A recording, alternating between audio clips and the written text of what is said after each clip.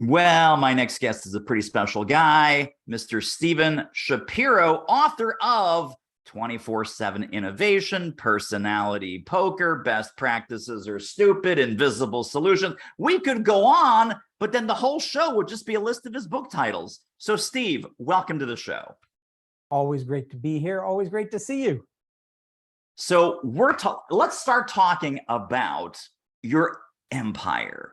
So tell us a little bit of the backstory of what brought you to the work that you're doing today, and we'll use that as the springboard for our chat.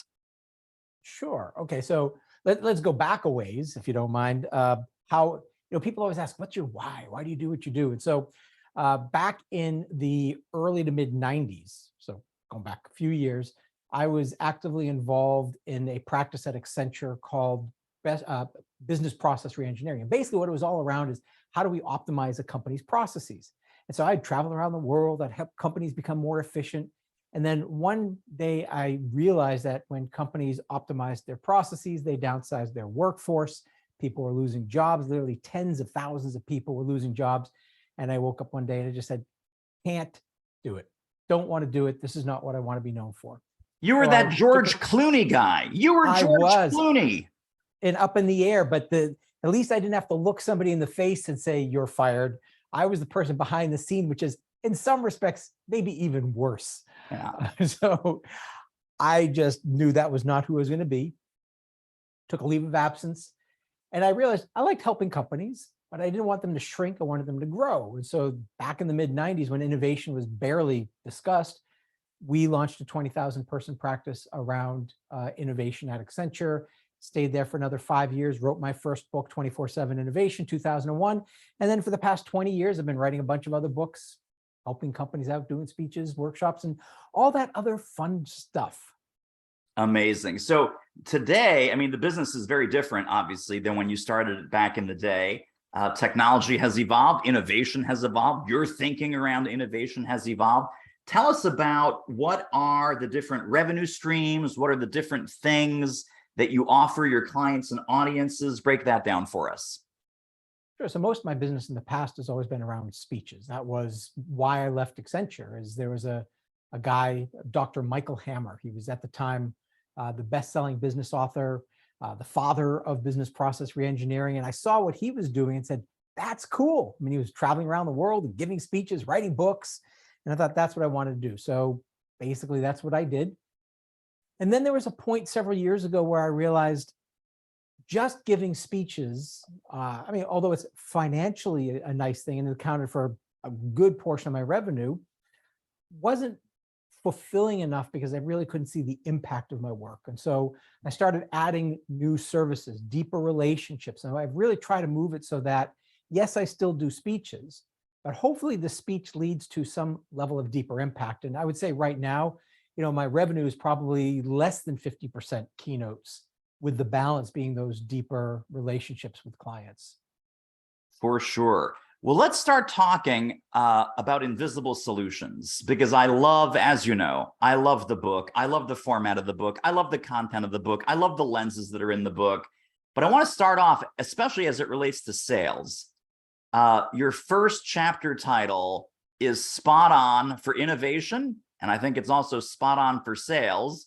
And I quote, better questions lead to better answers. Talk to us about that in the realm of innovation. And then also, obviously, as a professional services seller yourself, how do better questions lead to better answers when people are interested in hiring you as well? And so let's step back and look at the premise of the book for a moment. Is the premise of the book is, we're trying to find solutions to problems, trying to find solutions to opportunities. And the reason why they elude us is not because we're not smart. It's not because we're not throwing a lot of people or money or time at the problem. We're solving the wrong problem. Now, sometimes we're solving unimportant problems, but also sometimes we're just solving the wrong problem. And so language becomes really important. And I'll give you, since we're talking sales right now, I'll give you just a very simple example. If I do this with a group, I just say, okay, here's what I want to do. We are going to do a brainstorming session right now around getting more customers. Okay, great sales conversation. And we do a brainstorming session. People give me, as you'd imagine, all the the usual suspects. It's, outbound calling and social media and whatever kinds of things that half the things I know you don't like, but but you're smarter than the average bear. Right. So we'll do this, and then I say, okay, great. Now let's just tweak the question. Instead of looking at number of customers, let's look at revenues. How could we get, without getting more customers, how could we get greater revenues? Okay, well, now the conversation shifts away from acquisition to relationship. How do we go deeper with our customers? How do we build that deeper relationship? And then I usually take it a step further and say, well, maybe we're not even looking for revenues. Maybe we're looking for profitability. And I'm sure you can relate to this, but I know for myself, sometimes the customers who pay the least are the biggest pains in the butt. So we're spending a disproportionate amount of time on people who aren't giving us that disproportionate amount of money. So maybe the solution to greater profitability is fewer customers, but choosing customers who we love to work with and are more profitable. So you can see just with a couple of shifts in the language, we went from more customers to fewer customers.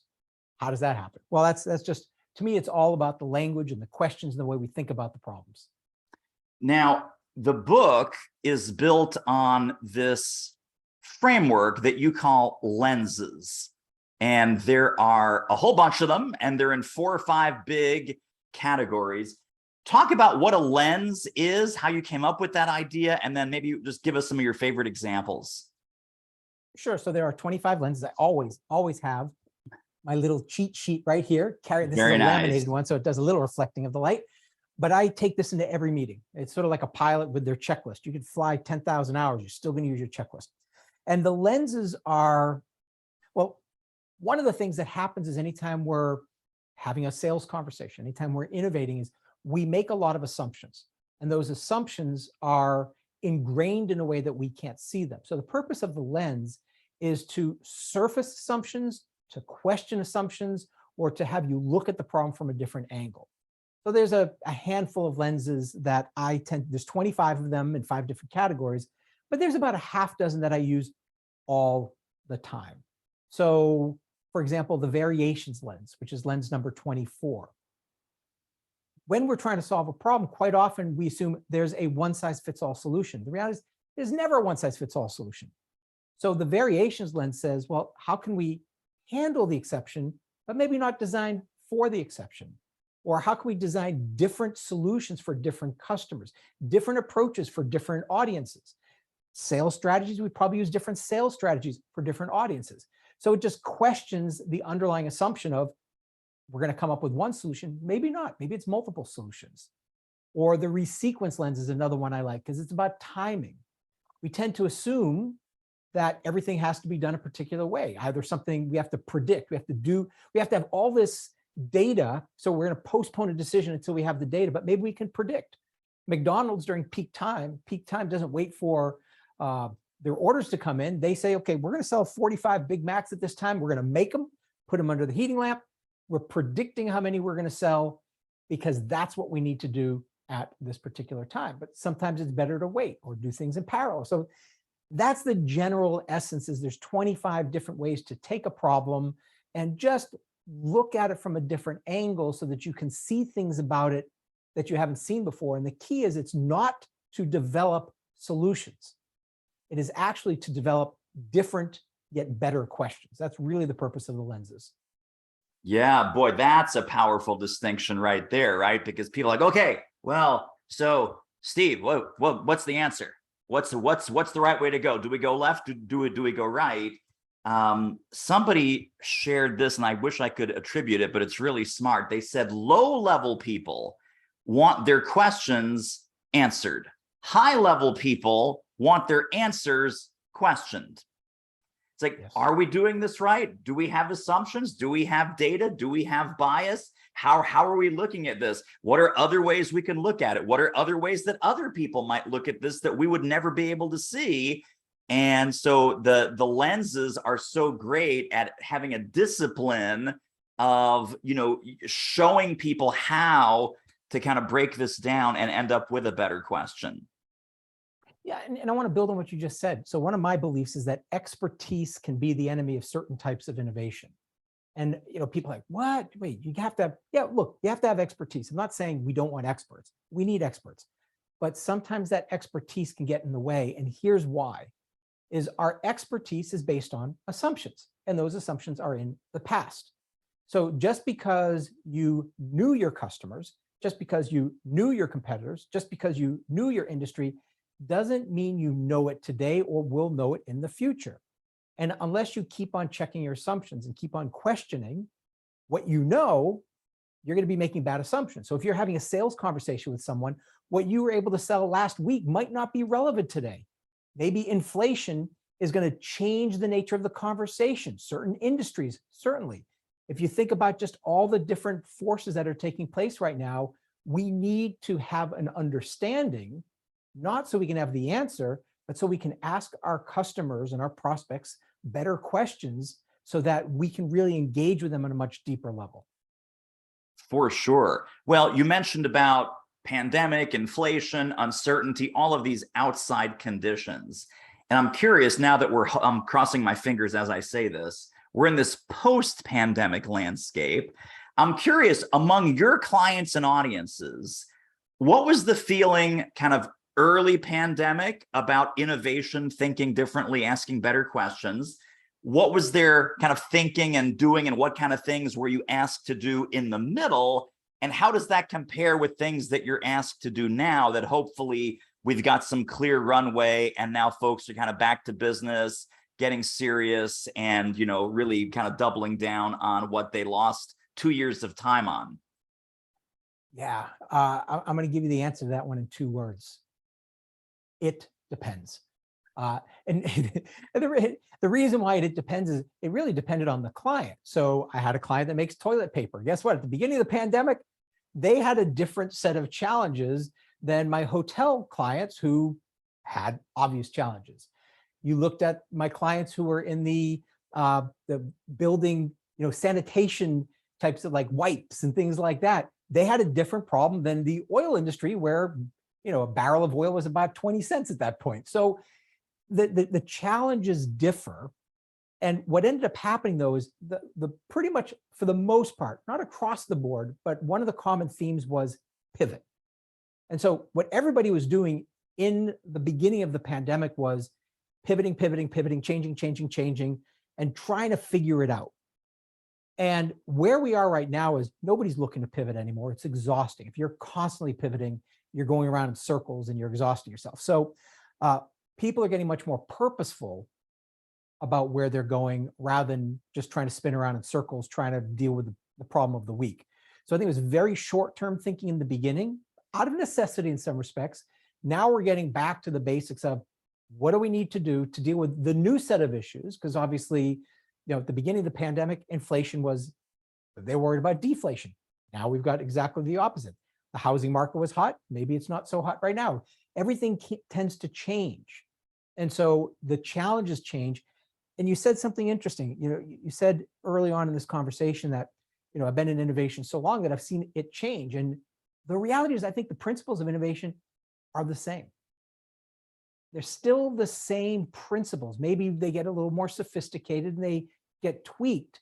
But I think the fundamentals of what companies need to do in order to be successful at change and innovation and growth, I think those fundamentals are as valuable today and as relevant today as they were 20, 25 years ago. And in some cases, I still use frameworks I developed 25 years ago. I've evolved them, but they're still so incredibly powerful. Absolutely. Well, and that's really what I meant. And also, just to give you credit, my friend, I think you have been one of the catalysts that changes the way that corporate leaders think about innovation. So maybe, lowercase innovation hasn't changed, but uppercase I innovation has changed, partly in due to your work that you are popularizing and democratizing it, that this isn't just for the R&D group. This isn't just for like the most creative companies in Silicon Valley. This isn't just for the special chosen ones, but that innovation is an always on, always available competency to every kind of company in every industry, old school, new school, manufacturing, going into space, making inflatable life rafts, whatever it is that they do. So I think you've also helped change the conversation around innovation. And I want to add one more, everyone. And I think that's really, there's been a big shift, like you said, moving beyond product development. But now it's like our goal is to get as many people inside of an organization thinking innovatively. It doesn't mean new products, but how do I apply the principles of innovation to be more effective, more productive in what I'm doing? How can I apply principles of innovation to serve my customers better? How can I apply the principles of innovation to be better at sales? Each of those, so every person in an organization contributes to innovation in their own unique way, but they should be thinking about changing to meet the needs of tomorrow's customer. That is, if you're not doing that, you become irrelevant very quickly. That to me is the key of innovation. It's not about novelty. It's not about change. It's not about creativity. It's about relevance. And if you aren't relevant, well, you're going to be out of business. And am I correct that sometimes the most amazing, surprising ideas and the best questions come from the least expected people that might be in a meeting with you? It really gets at the power of different perspectives. So if we look at a problem, let's say we work on a sales problem and we have 20 people from the sales team trying to deal with this new sales problem.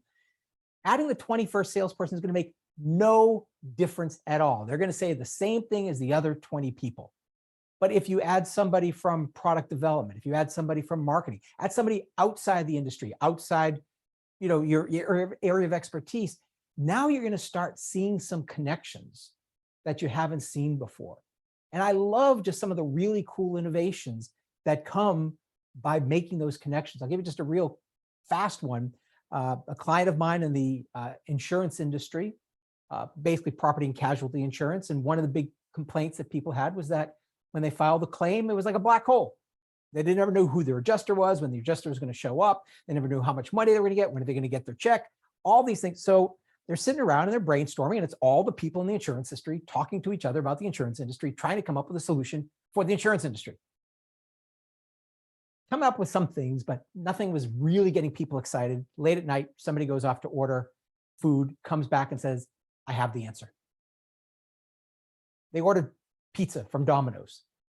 And there's like, look, when I placed the order on Domino's, I knew the name of the person who was making my pizza. I knew when it was in the oven, out of the oven, when it was in quality assurance, when it's in the box, when it's in the driver's car. I know the name of the driver, their social security number, their license plate, their ATM pin. I know everything. And they built a claims tracker by modeling what Domino's Pizza does. And you think about that, a high-end financial services organization is looking at pizza delivery for insights. There's just so many of those. Yes. Well, let's combine your favorite topic, which is innovation, my favorite topic, which is sales. And I want to talk about personality poker, because you have done something with personality poker, which started out, I'm guessing, as a book, and then it became a suite of investable opportunities that your clients and audiences love to buy. So talk about the innovation around personality poker, and I'm sorry, not the innovation, the evolution of personality poker, from book to product line to experience to all the things that you do with it today. So it actually started off as a spreadsheet, a boring spreadsheet. And the premise of it is that I used to think early on in my innovation career that there's some people who are innovative and then there's everyone else. And I realized, no, innovation is a team sport. We need people with different perspectives. Coming back to the conversation we just talked about, it's about diversity. Now, sometimes it's diversity of experience or diversity of industry, but in some cases, it's also diversity of what we bring to the table, our skills, our personality, our passions. And so what I did was I created there's 4 steps to my innovation process. And so I created a spreadsheet with a bunch of words that would sort of describe each of those steps, the things you had to be good at each step. And people would go through and they'd prioritize the words, and it was boring as anything. And if I did it in a speech, which I remember doing a speech a couple of decades ago with 500 people, and there was like 2.5 minutes of soul-sucking silence as they're going through this spreadsheet. So I thought there's got to be a better way. I'm in Las Vegas. This is about 2003, 2004 timeframe, playing blackjack. And I thought, hey, there's 4 steps to the innovation process. There's 4 suits and a deck of cards. What if I were to marry my boring spreadsheet with a deck of cards? And so that was the first version, went on to create multiple versions of it. The book actually didn't come out until 2010, when the cards have been out for maybe half a decade at that point. And just for people, just so you know, this is like what it looks like. So that's the talkative card. You've got the critical card. And so there's 52 cards with words. And the general premise of personality poker is you collect 5 cards that best describe how you see yourself based on the words. You gift them to other people so others get to see how they are perceived. Then based on the suits, the colors, and the numbers you have in your hand, you'll be able to determine your personality, but more importantly, how you contribute to the success of a team and how you contribute to the success of innovation, and who you need to partner with that you probably wouldn't think to partner with because they're probably going to drive you crazy and annoy you. So that's the general premise. So I do it as speeches, we sell the cards, we have online training programs, and we're in fact now in the process of investing in some new technology so that we can scale this even further, which is going to be a lot of fun. So it started out, the cards came out before the book.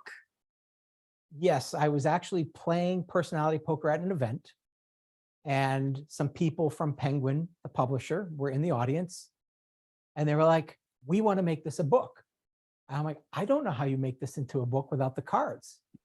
And they said, no, we're going to make the book with the deck of cards. And so when they produced Personality Poker, it was actually a book with a deck of cards. I'm trying to see if I have any here. I don't have any in my bookcase here, but that's basically what it was, is a book with a deck of cards glued onto the book. So interesting concept. The problem was the book was so tall, it didn't fit in the bookshelves in bookstores. So they didn't know where to put it in bookstores. And people couldn't fit in their bookshelves. So they had to like sometimes break the top off of the book. Interesting. Again, innovation, not necessarily value. Right. So if I remember, the reason it was tall is because it was shrink wrapped. The cards were on top of the book. Yes. Right. Wow. Amazing. Really, really amazing. Well, tell us a little bit about so you mentioned that, hey, we're doing this online. It's going to be more spreadable, more shareable. What else are you excited about? What else is kind of coming down the pike, future developments in Steve Shapiro world? So I've been putting a lot of my energy into my mastery program, which is where clients who really just want to, it's not a train the trainer, it's a do what I do, think like I think type of program. It's an apprenticeship program. So I take people under my wing for a period of time, give them everything I know around innovation, or at least as much as we can squeeze into the amount of time we have. And then we have teams within their organization that these individuals that I worked with, they now become apprentices to those people. And we scale it, into larger and larger parts of the organization. So that's really exciting because it's incredibly impactful. The other thing which, I'm always looking at like what I'm doing and is it aligned with who I am? And so one of the things which I've really been playing around with is a lot of my work is about helping organizations, companies be successful. But one of the things that's been not in the forefront of my work is around how do we help individuals be more successful. And one of the books that I wrote, I'm pretty sure I have this one in my bookcase somewhere. Oh, by the way, this is the Personality Poker book without the cards at the top. So they fell off. But one of the books that I don't have the English version of the book, very interestingly. So we'll have the book from overseas. This is from, I don't know where this is from, but goal-free living, people. Goal-free living. Goal-free living. This is the version from Indonesia. So the rest of the title is not in English. Right. This is a book that I wrote 15 years ago, and I think I wrote it 15 years too early because it's the book that people seem to be really resonating with right now. And it's not about throwing out your goals and being irresponsible, but it's about, instead of having a specific destination and just plowing forward at 100 miles an hour to get to that destination, it's about having a sense of direction, not a specific destination, and then meandering with purpose. It's allowing life to unfold. And as you get more insights, more data about yourself and the world, you course correct. And it's just lately people have been reading it. I reread it for the first time in a long time. And I've had this renewed passion for this book because I do think it is maybe one of the most impactful pieces of work that I've developed. And so I hope to get a little more into that. Isn't that an amazing feeling among, our expert speaker consultant community? You read your own book, and again, probably the older the better, and you're like, man, these are good ideas. I should do some of these ideas in this book. Oh, wait a minute, it's my book. Exactly. So I had to remind myself, it was so fun because I just reread it last week because I've been on this quest of rethinking who I am and what I do and then purpose and power and all that stuff that I have in the world. And I read the book and I thought, holy moly, this is a good book. And I'm only doing about half the things I said I should be doing. I completely forgot about a lot of it. So I feel like I'm getting back to my roots. And that's really powerful for me. I love that. Well, I would love to learn a little bit more about your own process around reinvention or refreshing the browser on your reality, who you are, why you're here, what's fun for you. Can you share a little bit of your internal process of how you self-evaluate and self-redirect for the next iteration or the next reinvention? Yeah, a lot of it for me has to do with sort of reconnecting with nature a little bit. And in particular, I love the ocean. And so I spend more time at the beach and just sometimes I just write, just journal, just think, read books. I've been reading dozens of books on meaning and purpose and whys and whatever word you want to use for it. And it's helping me reconnect actually with where I was. That's sort of the funny thing is I sort of, as time goes on, you move down a path and then you lose track of where you started and why you started. And I feel like I'm getting back to those roots, which I think are really important. So for me, a lot of it just has to take the time, like just stop working. Because the more I work, the less I can think. And I think that's just for me a really important step of the process. Quite often I'll check myself into a hotel for a week and like turn off the phone, not talk to anybody, not do any real work, and just be with whatever pops into my head. And sometimes it's tough. Sometimes I want to pick up a video game or pick up a book, and I really try to stay focused on doing nothing to be able to just clear my head. How about that? There's a Norwegian practice called, is it called Nixon? Not Nixon like our president, but Nixon. I think it's Niksen. And it's literally what you're describing. It's this art of literally doing nothing, worrying about nothing, being nothing, focused on nothing. And it's a big thing. I mean, it's very, very important. I think one of the mic drop moments from our chat just now, the last thing you said, sometimes you work so hard that there isn't time to think, right? When you're working, there is not time for the thinking. And obviously the thinking should drive the working, not the other way around, where the work drives out the thinking and you keep on kind of carving this path down a direction that you may or may not want to go anymore. But if you don't look up, you don't notice that, oh, this is the wrong path. This isn't making me happy. This isn't fulfilling anymore. This isn't fun. I'm not being my best and highest self. Right.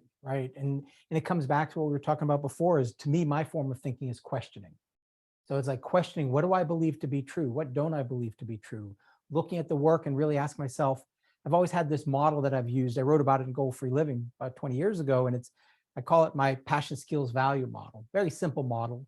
But basically it says, do what you love to do. That's aligned with sort of like what gets you energized. Do what you're good at and do what creates value for others. It's not about creating value for you. It's not about money for you, but it's about what creates value for the world. Because if you're creating value for the world, hopefully, not guaranteed, but hopefully by creating as much value as you can, it comes back to you.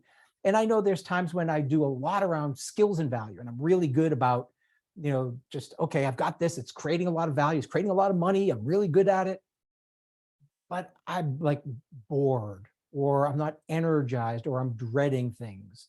And so I'm always looking at, okay, how do I make sure that either I do less of the things I don't like to do, or I integrate more of the things I like to do. So for me, impact on the individual is really important.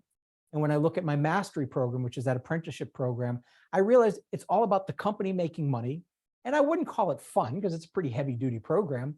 So one of the things I'm doing now is part of a redesign where I integrate explicitly, how does this content impact you in your life, not your work life, not your, your employer, but, your whole life. How does this impact you?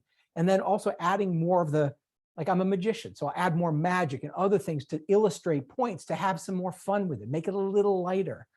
So those are the types of things which I'm always doing, is what can I integrate? What can I eliminate? What can I automate? And what can I delegate? I'm talking about other people who might deliver some of my content, so I don't have to deliver the stuff that I don't enjoy quite as much. And so that's just sort of, and then having this passion, skills, value model allows me to make those decisions. Very, very exciting. Well, two final questions as we wrap up. The final question is, where can people tap into more Steve Shapiro brilliance and some resources and how people should connect with you and all of that good stuff? Before we get to that, though, if you were to encapsulate one big takeaway, one core concept that you would love people to integrate into their lives when it comes to innovation, asking better questions, solving problems, what would that core takeaway, that kind of big summary idea be for them? I think it comes down to the questions. I mean, the questions we ask impact the way we see the world. And we tend to be, we're hardwired as human beings to react, not to question. Because if you think about survival, well, you see a saber-toothed tiger or something that looks scary, and you don't sit there and, well, let's see, those fangs, are they really? No, you get the heck out of there and you start running. And the problem is, yes, you're running, which is speed, but are you running in the right direction? No, you're probably moving away from where you want to be. And so we need to remind ourselves that questions are so important. Questioning our assumptions, questioning our beliefs, questioning everything that we believe to be true is so critical. And I'd love to bust the mantra that is inside of so many organizations, which is, don't bring me problems, bring me solutions. And I say, give me better problems, bigger opportunities, more important, juicier, meatier opportunities. That to me is the key to success for an organization and for an individual. Incredibly powerful. Well, Steve Shapiro, how can people get more Steve Shapiro brilliance? How can they get connected and stay connected to you and your work? Give us some resources, websites, links. We're going to put all these under this episode. Okay. Sorry, Phil. Hang on. I'll do that again because it was like, we're so close to the end and I still screw it up. So Phil is our awesome, amazing audio engineer. Phil, I'm going to take that last sentence again. We're going to put those links right under this episode at thesellingshow.com. Steve, where can we send people? So steveshapiro.com is probably the first place. I will point out that at the bottom of that page is a newly released article on how we created a 20,000 person practice at Accenture in 9 months and how it lasted for a long, long time after that. Personalitypoker.com would be a great place to learn more about personality poker. And while you're on the website, you'll be able to find the mastery program and other things, but let's just start with those. And I think that's a good place to leave people. Excellent. Well, Steve, you are a rock star. You're one of the people that I follow and admire for all of the amazing work that you do. And thanks for being on with us today. My pleasure. And as you know, I'm always a big follower of what you talk about. Anytime you have a session, I like to be there.